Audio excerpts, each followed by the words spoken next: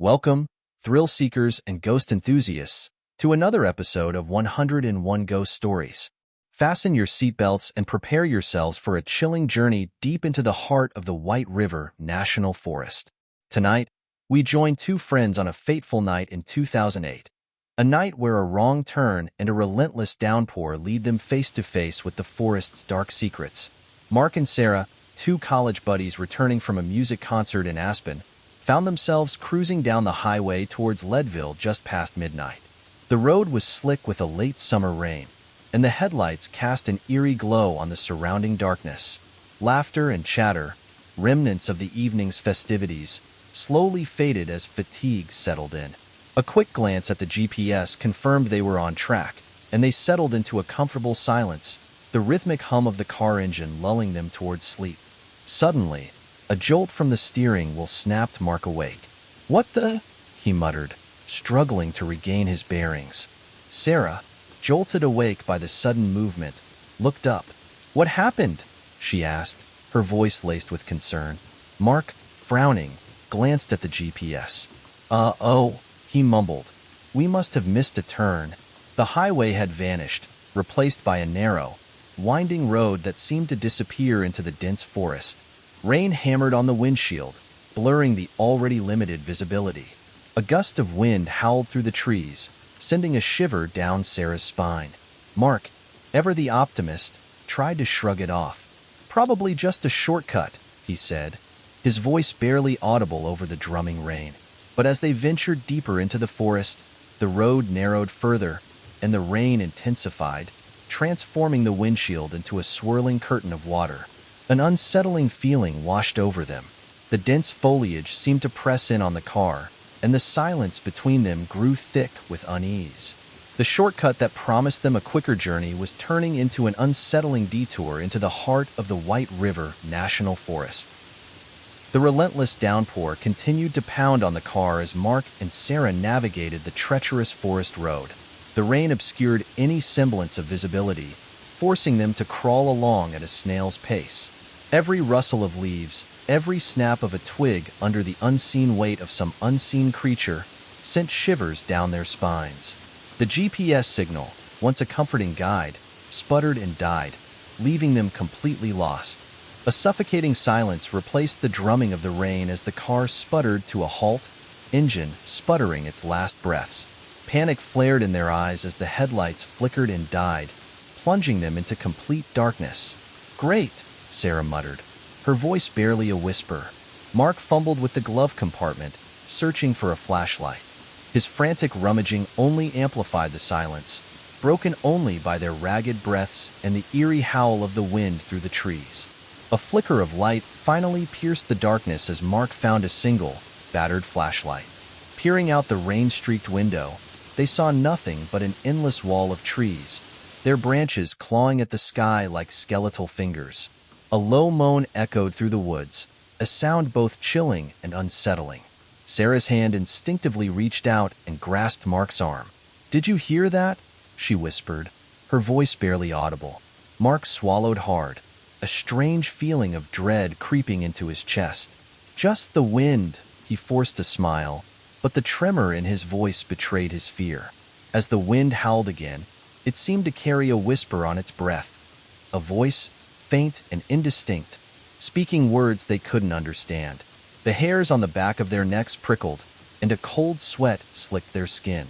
Fear gnawed at their minds, fueling their paranoia.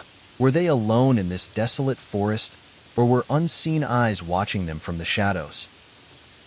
The chilling whispers that echoed through the White River National Forest sent a wave of terror through Mark and Sarah. Clinging to each other for comfort, they huddled in the darkness, the feeble beam of the flashlight their only source of light. The relentless rain showed no signs of stopping, and the car, its engine dead, mocked them with its uselessness. As the hours crawled by, a sliver of dawn light finally began to pierce through the dense canopy. Mustering their courage, they decided to explore their surroundings in the hope of finding help. Armed with the flashlight, they stepped out of the car, the damp forest air sending a fresh wave of chills down their spines. The forest floor was a treacherous maze of tangled roots and fallen branches. Every rustle of leaves sent their hearts pounding, and the chilling whispers, though less frequent, still lingered in the air. Just as they were about to give up hope, the flashlight beam revealed a faint glimmer through the trees.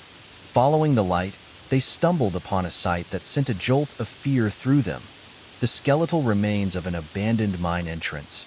The mine shaft gaped open like a hungry maw, its entrance shrouded in an unnatural darkness. A cold draft emanated from within, carrying with it a faint, metallic scent. Sarah shivered involuntarily. "We shouldn't go in there," she whispered, her voice laced with apprehension. Mark, though equally wary, felt a flicker of hope. "Maybe there's someone inside, someone who can help us," he said, his voice filled with a desperate optimism. Against their better judgment, they cautiously approached the mine entrance. The rickety wooden supports groaned ominously under their weight as they peered into the darkness. The faint light from the flashlight seemed swallowed whole by the abyss. With a deep breath, Mark directed the beam further in, revealing a network of decaying mining carts and rusted tracks disappearing into the unknown depths. A sudden gust of wind howled through the trees, extinguishing the flashlight. They were plunged into complete darkness, the silence broken only by their ragged breaths and the frantic thumping of their hearts. A low growl echoed from within the mine shaft, a sound that sent a wave of terror through them. Clawing at each other in the darkness, they stumbled back towards the car, the abandoned mine now a festering wound in the heart of the forest. The terrifying growl emanating from the abandoned mine sent Mark and Sarah scrambling back to their car. Heartbeats hammered in their ears, and their breaths came in ragged gasps as they stumbled through the dense undergrowth.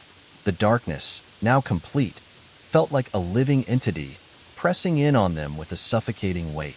Back at the car, they huddled together for comfort, the faint glow of dawn light a welcome sight despite the lingering rain. The growl echoed in their minds, a chilling reminder of the unseen horror lurking within the abandoned mine. As they sat there, a flicker of movement caught Sarah's eye. A faint, ethereal light shimmered amongst the trees, beckoning them deeper into the forest. Driven by a desperate hope and a morbid curiosity, they cautiously followed the light. It led them through a maze of twisted branches and fallen logs, the air growing colder with each step. Finally, they emerged into a clearing bathed in a pale, ethereal glow. In the center stood a lone figure, a man clad in tattered mining clothes, his face obscured by a long beard. The figure turned towards them, its eyes burning with an unnatural light. A wave of sadness and despair washed over them. This wasn't a malevolent entity, but a lost soul, a victim of the mine's tragic past. The figure spoke, its voice a raspy whisper carried on the wind. It spoke of greed, of the dangers of digging too deep, and of lives lost in the relentless pursuit of riches. As the figure spoke, fragmented images flickered in Sarah and Mark's minds. A mine collapse, screams of terror, and a young man trapped beneath tons of rubble. The chilling realization dawned on them. This was the ghost of a miner, trapped in the forest by the tragedy of his untimely demise. Suddenly, the figure seemed to fade, the ethereal light dimming until it vanished completely. The clearing was empty, the silence broken only by the dripping of rain from the leaves above. Grief and a sense of newfound understanding washed over Mark and Sarah.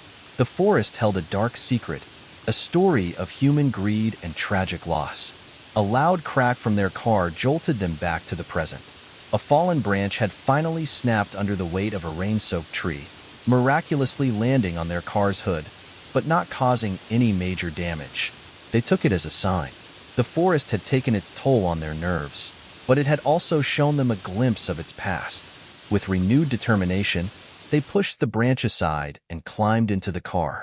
Miraculously, after fiddling with the engine for a while, Mark managed to get it sputtering back to life. The GPS signal, seemingly awakened by the rising sun, flickered to life, guiding them out of the forest and back towards civilization. Their ordeal in the White River National Forest left them forever changed. They emerged from the woods shaken but grateful to be alive. The whispers, the abandoned mine, and the spectral figure, these would forever be etched in their memories, a chilling reminder of the darkness that can sometimes lurk within the heart of nature. So, remember folks, even the most beautiful landscapes can hold unsettling secrets. Stay safe out there, and thanks for joining us on this chilling journey through the White River National Forest. Don't forget to like and subscribe to 101 Ghost Stories for more tales of the paranormal.